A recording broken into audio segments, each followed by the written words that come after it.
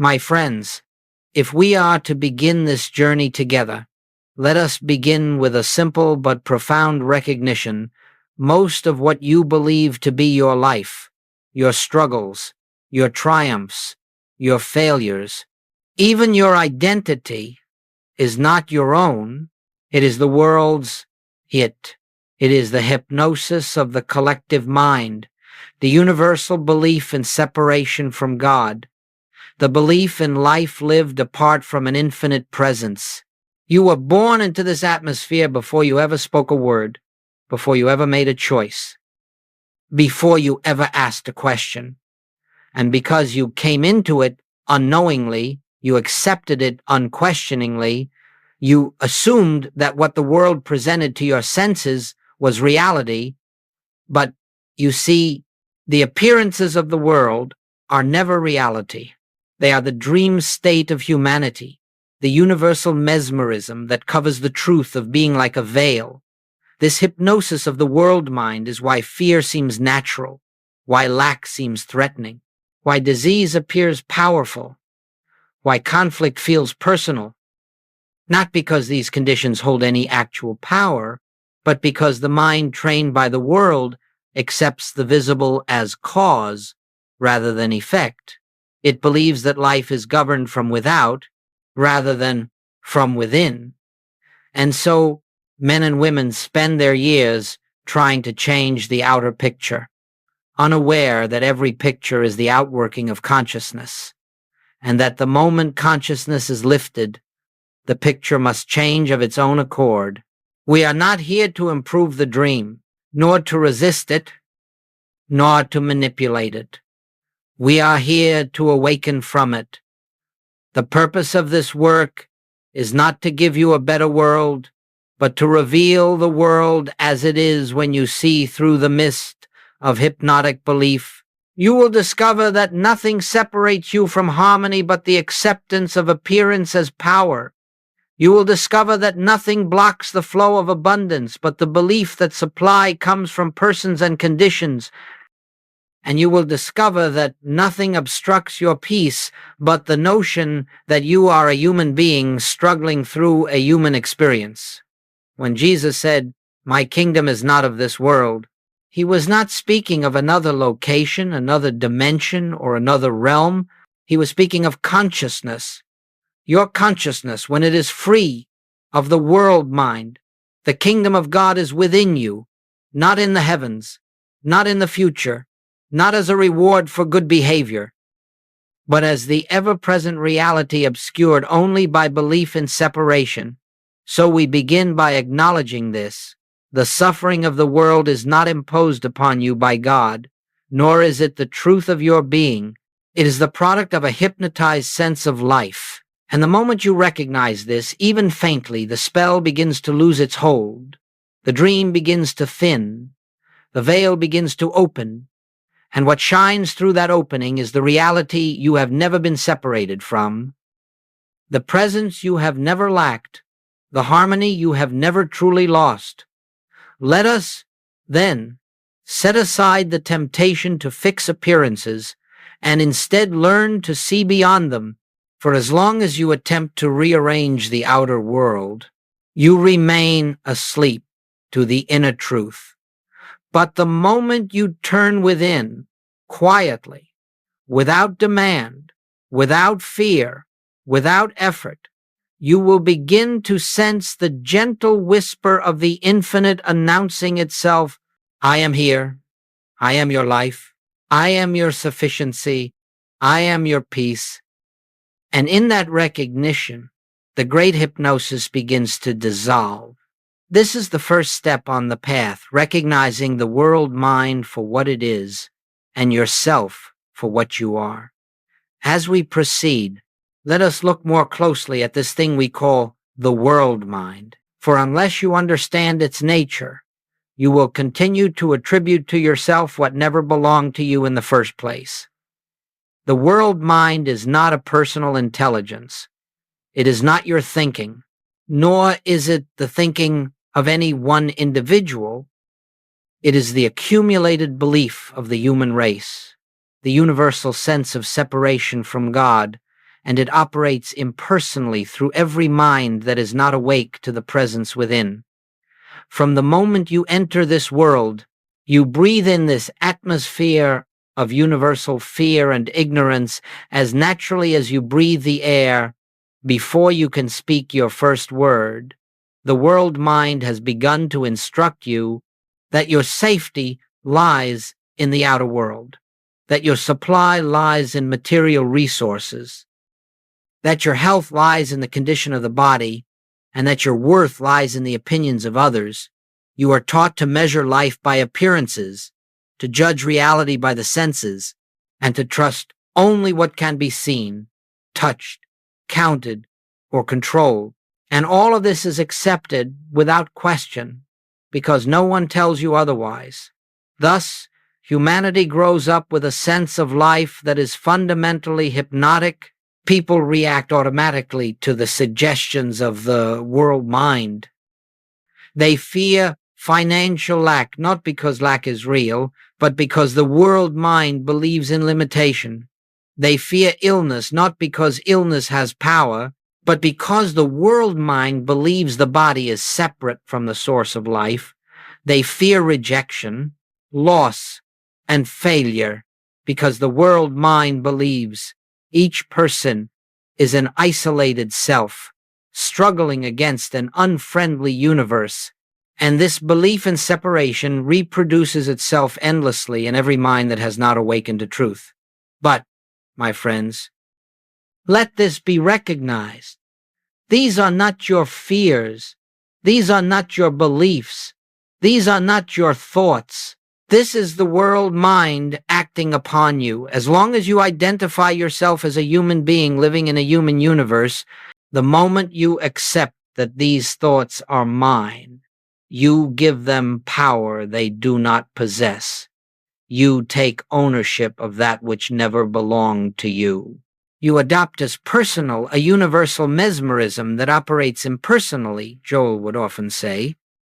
You are not responsible for the thoughts that come to you. You are responsible only for whether you accept them. And that is the crux of awakening, to stand still long enough to discern the difference between the suggestions of the world mind and the truth arising from within. The world mind says, you are vulnerable, but the inner presence whispers, I am with thee always. The world mind says, you must struggle for supply, but the inner presence declares, all that the Father has is yours. The world mind says, you are a body subject to decay, but the inner presence reveals, I am life eternal. Every conflict you have ever experienced begins with mistaking the voice of the world mind for the voice of your own consciousness. Every healing begins with the recognition that the world mind has no power of its own, no authority, no law, no substance, and that the infinite presence within you is the only reality. When you understand this, even faintly, the spell begins to loosen. You no longer see yourself as a being struggling in a hostile environment. You begin to sense that there is a deeper life living you, a deeper intelligence governing you, a deeper love sustaining you. And this recognition marks the end of spiritual sleep and the beginning of awakening. It is from this recognition that we move forward, for now you can begin to see that what you have called your life has been largely a reaction to a universal hypnosis, and what you truly are has never been touched by it. And now we come to a vital point, one that cannot merely be understood intellectually, but must be quietly realized within your own being. The world mind, which we have described as the collective hypnotic influence, has a curious ability. It presents to you only a fraction of reality and convinces you that this fraction is the whole. It shows you the visible, the tangible, the measurable, and then persuades you that life is nothing more than what can be observed with the senses. But My friends, the senses reveal only the outermost rim of existence. They show you the finished picture on the canvas, but never the painter. They show you the fruit on the branch, but never the life force that brought it forth. They show you the body, but not the life that animates the body. In truth, the visible world is but 1% of reality. The remaining 99% is invisible, spiritual, incorporeal, yet infinitely more substantial than anything the senses report. It is this 99% that the world mind blinds you to. The world mind insists you are a material being in a material world, but the truth is, you are a spiritual being in a spiritual universe, temporarily believing in material sense. The world mind points to your bank account and declares, "This is your supply." It points to your body and declares, "This is your health." It points to circumstances and declares, "This is your destiny." And because you have not yet awakened to the invisible dimension of life, you accept these declarations as final. But I say to you, with all the authority of the infinite behind it, nothing the senses show you is self-governing, self-existent, or self-created. Every visible form is an effect, never a cause. The cause, the substance, the life, the law, all of it lies in the unseen realm of consciousness. Let us take this slowly, gently, and with inner quiet, for it is one of the most important recognitions on the spiritual path. When you look at a tree, you do not see the life that produced the tree. When you look at a body, you do not see the consciousness that sustains it. When you look at money, you do not see the divine ideas that unfold as supply. When you look at relationships, you do not see the presence that animates every soul. What you see are the shadows of a far deeper reality. The world mind hypnotizes humanity into mistaking the shadow for the substance. It convinces you that the pictures on the screen are the source of your experience, never showing you the projector behind them, and so you try to change your life by changing the shadows, rather than awakening to the light that produces them. This is why men and women struggle endlessly with conditions of health, conditions of finance, conditions of relationship, never realizing that these conditions are only the outer garments of their inner state.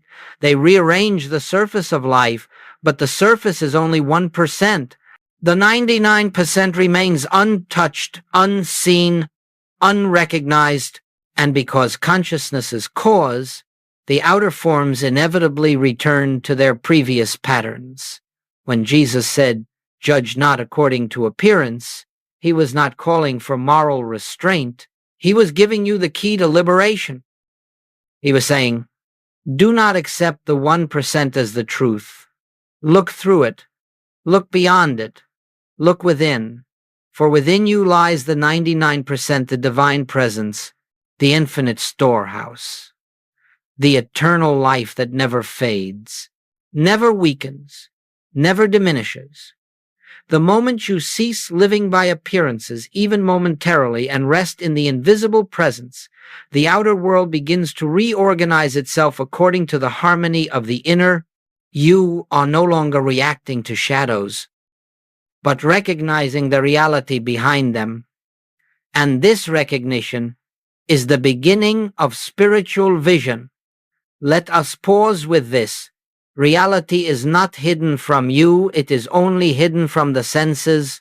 Your task is not to change the visible, but to awaken to the invisible that governs all. From this point forward, our work shifts from correcting surface problems to recognizing the spiritual substance beneath every appearance.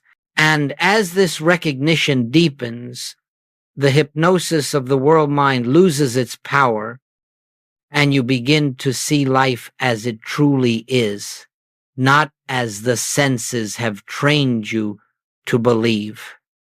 Now, my friends, once you understand that the world you have been reacting to is but a hypnotic presentation of the world mind, and that the senses show only the outermost fraction of reality, the question arises naturally: how do we awaken?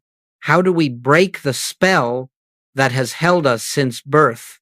And the answer may surprise you, for it is not found in effort, nor in resistance, nor in mental struggle of any kind. You awaken from hypnosis the moment you stop fighting the shadows and begin to recognize their unreality. You see, no one ever emerged from a dream by wrestling with the images in the dream. You awaken by realizing they have no life apart from the consciousness that beholds them.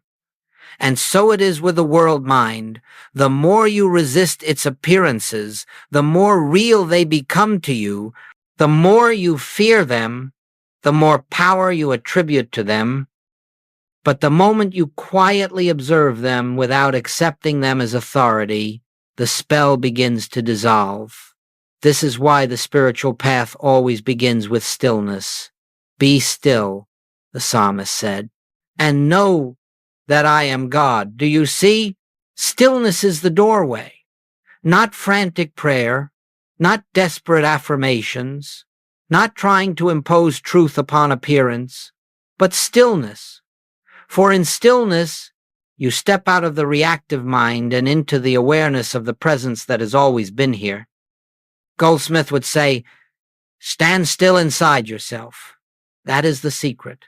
The moment you stand still, the mesmeric pull of the world mind loses its grip. You begin to see that the fear you felt a moment ago was not your fear. The suggestion of lack was not your belief. The impulse to panic was not your nature. It was all the activity of a universal hypnotism that only functions as long as you agree with it.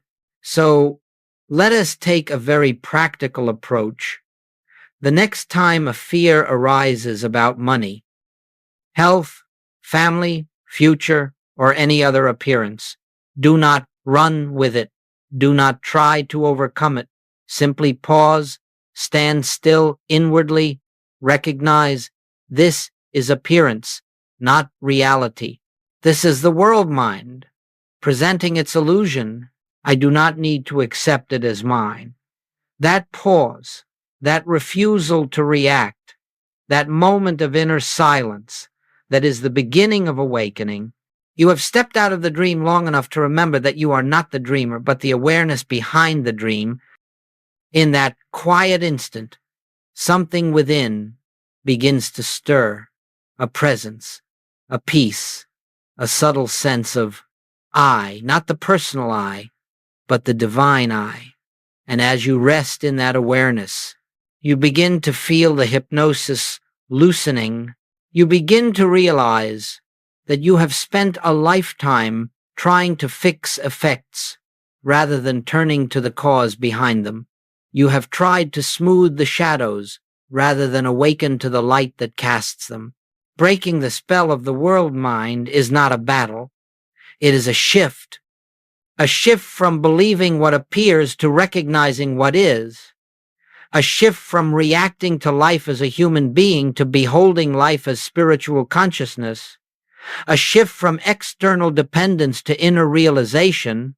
And once this shift begins even faintly, you discover that you no longer live in a world of fear, but in a universe of divine order. You discover that your peace does not come from conditions, but from awareness.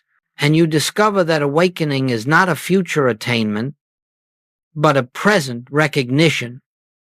This is the first step out of hypnosis.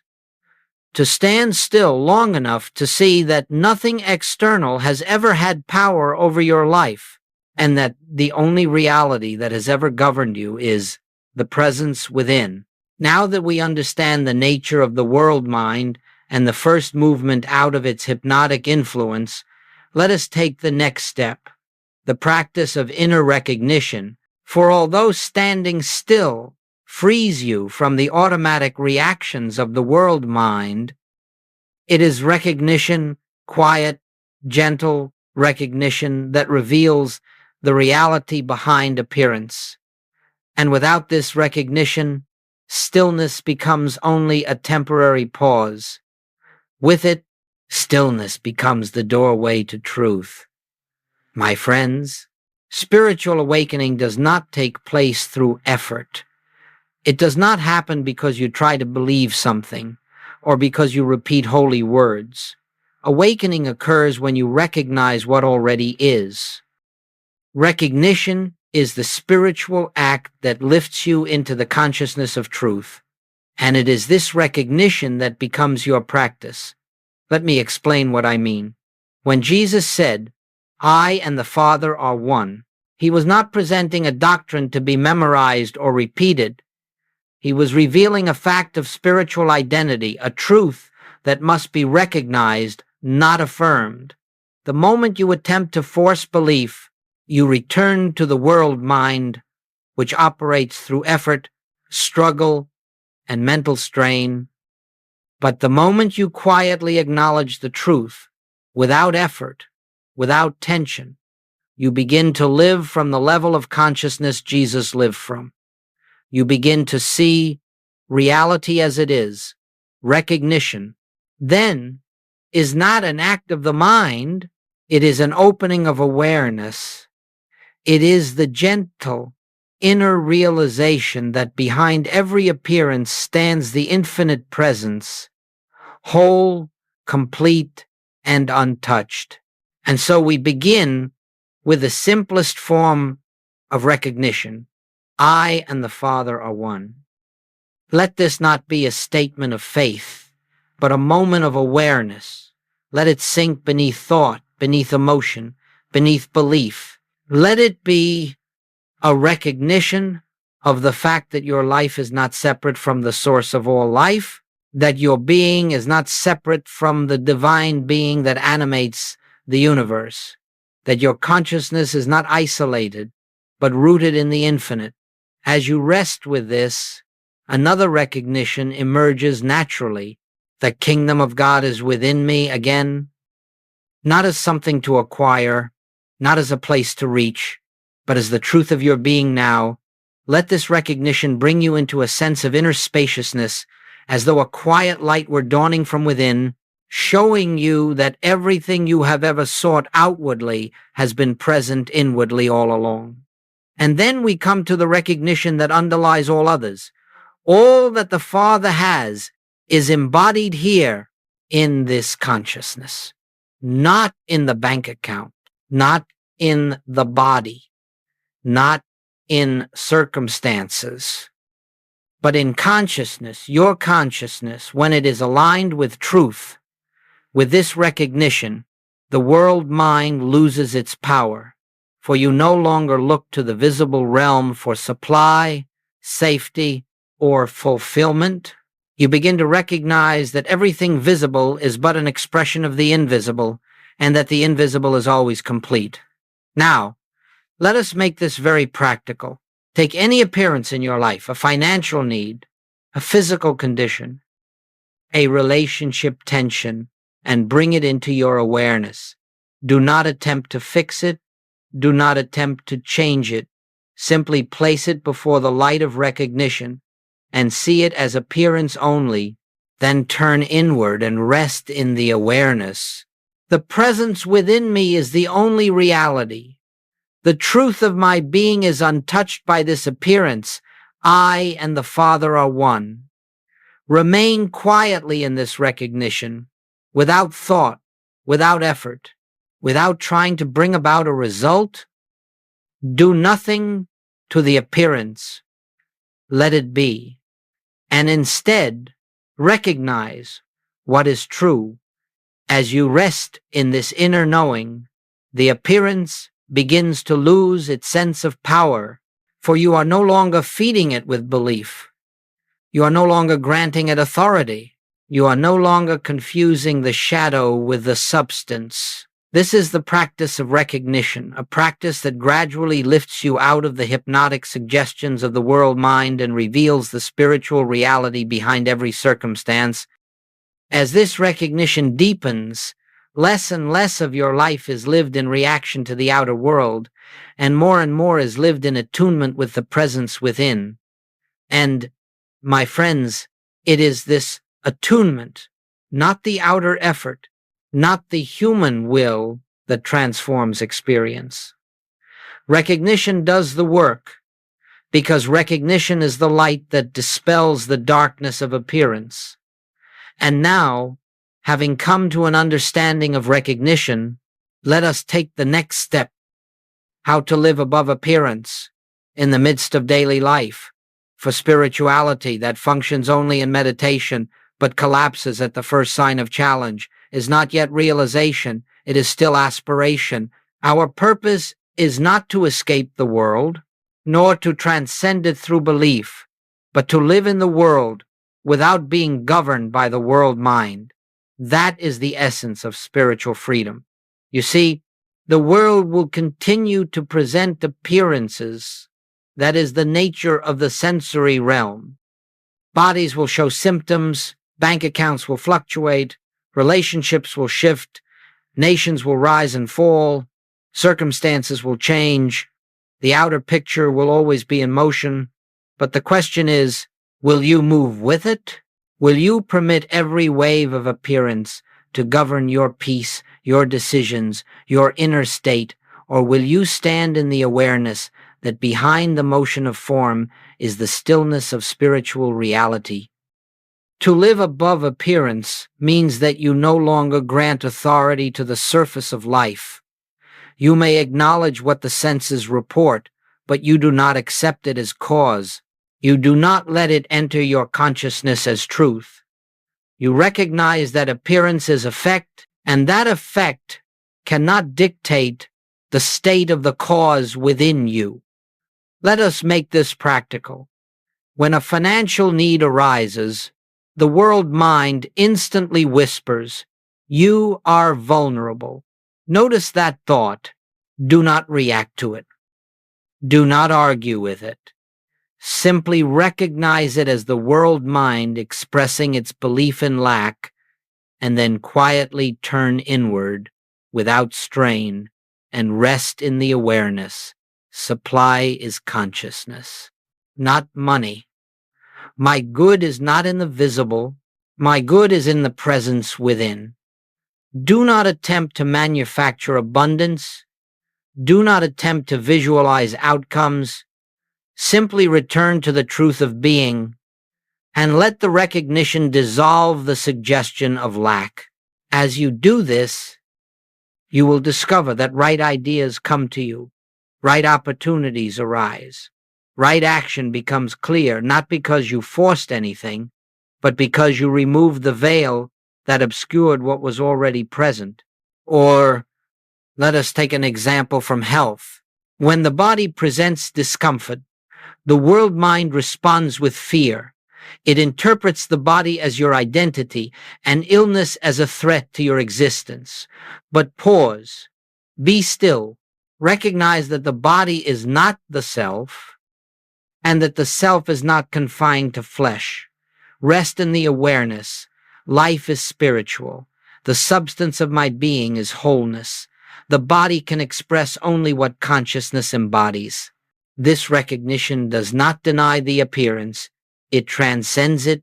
It brings the invisible reality into conscious awareness, and the appearance begins to lose its claim upon you. Or again, in the realm of relationships, when conflict arises, the world mind insists that personality meets personality, ego meets ego, and that someone must win and someone must lose. But spiritual vision recognizes the same presence that lives in me lives in all. The Christ in me beholds the Christ in the other. From this inner posture, your reaction softens, your words change, the atmosphere shifts, and harmony emerges where tension seemed inevitable.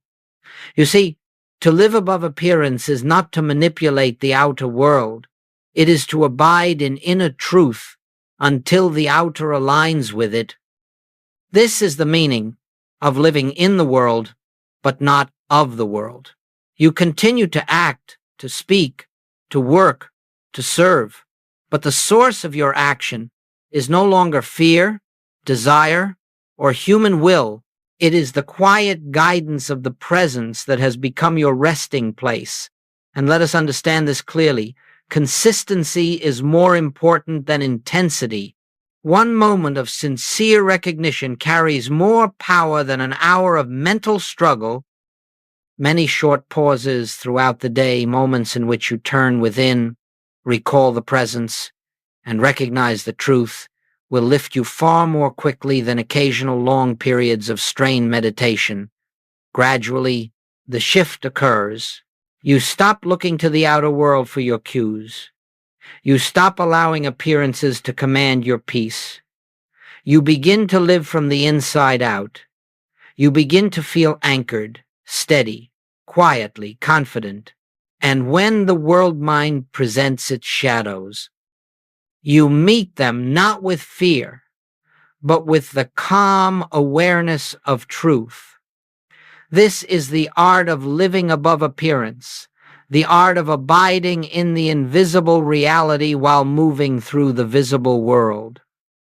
And now, my friends, as we begin to live from this inner awareness, rather than from the shifting currents of the world mind, something remarkable happens.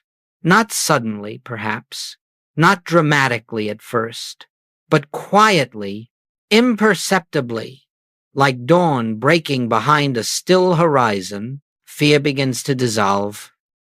Lack begins to lose its claim. Suffering no longer appears as an enemy, but as a shadow fading in the light of recognition. And all of this occurs not because we have waged war against these appearances, but because we have ceased granting them power. You see, fear cannot exist in the presence of recognized truth. Fear feeds only on separation, on the belief that you stand alone, apart from the infinite, subject to forces outside yourself.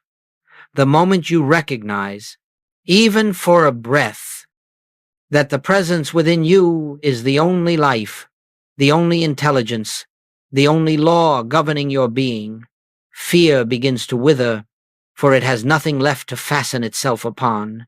Lack, too, dissolves, and not because your circumstances suddenly change, but because you no longer look to circumstance as your source. The very moment you perceive supply as consciousness and not as matter, the grip of financial fear loosens. You stop treating money as though it were your master. You stop treating income as though it were your life. And in that inner shift, channels of supply that were always present but hidden by fear begin to reveal themselves, not through strain, not through forced positivity, but through the natural unfoldment of consciousness expressing itself. And suffering, whether emotional or physical, begins to lose its sting the moment you stop identifying yourself with the form in which the suffering appears. When you cease saying, "I am sick," or "I am distressed," and instead rest in the awareness, the I that I am is spiritual, whole, untouched by this appearance, then even the body begins to relax its grasp, the emotions begin to unwind, and the atmosphere of your being softens into peace, not because you have fought the condition, but because you have stopped empowering it with your sense of identity. Let us take this more deeply. Suffering persists only as long as you believe that life is happening to a separate me. This me, this personal sense of self, feeds on fear, lives on resistance, and thrives on the belief that it must protect, defend, and secure itself. But the moment you recognize that your true self is not the personal me, but the infinite presence that animates you, the foundation of suffering begins to crumble. And so, the dissolution of suffering is not a process of overcoming anything. It is the quiet recognition that there is no separate self to suffer. There is only the one appearing as you, There is only the presence expressing through you as harmony, peace, and completeness. Now let us return to the practical. When fear arises, do not attempt to remove it. Simply observe it and rest in the awareness. Fear is not my thought. Fear belongs to the world mind. I stand in the presence of the infinite. You will feel the fear lose its urgency. You will sense it passing like a cloud. When lack presents itself, do not rush into panic. Turn within and rest in the recognition. Supply is spiritual. All that I require is already present in consciousness. A quiet confidence will arise, not bravado, but the assurance of inner sufficiency.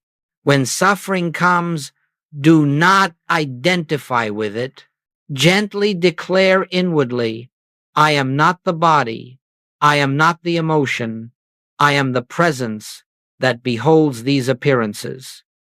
Peace will begin to permeate the experience, even before conditions change. In each case, you have not fought the appearance, you have not denied the condition, you have simply withdrawn the belief that the appearance has power over you, and that withdrawal is the dissolution. Now the law begins to operate. The outer picture must eventually conform to the inner realization. This is not metaphysics. This is not mind power. This is spiritual law. Consciousness is cause, form is effect.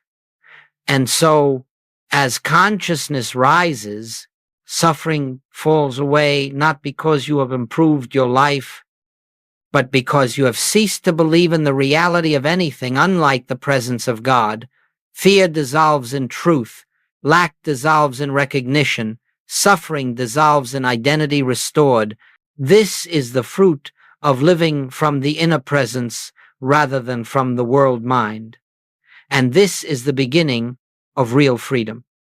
And now, as fear, lack, and suffering begin to dissolve in the light of recognition, we come to what may be the most misunderstood word in all of spiritual literature: freedom. For the world believes that freedom means the ability to change outer circumstances, to control events, to secure favorable outcomes, or to arrange life so that nothing disturbs us. But this is not freedom. This is bondage to the very appearances you hope to escape.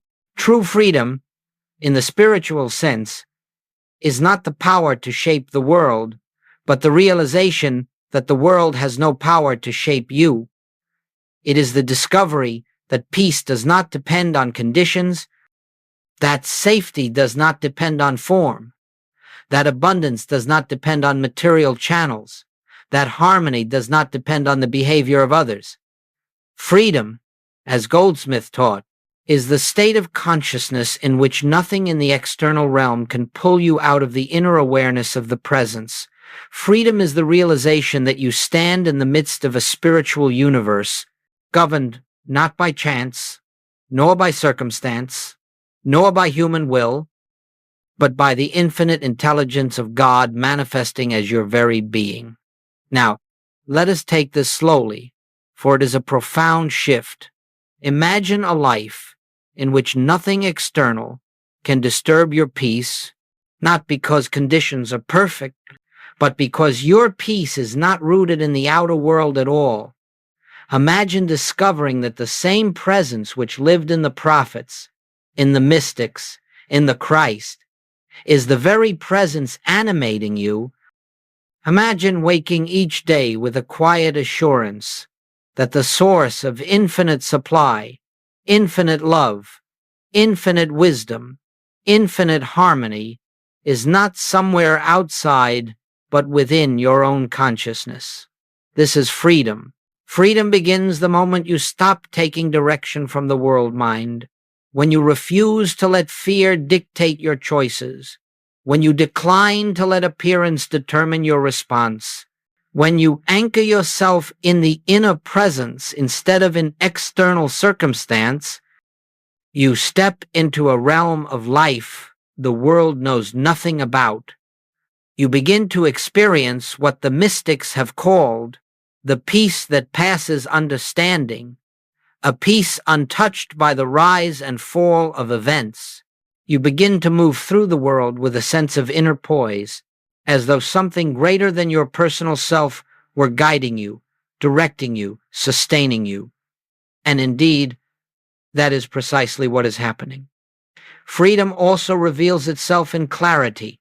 When the mind is no longer clouded by fear, desire, or resistance, intuitive wisdom begins to flow.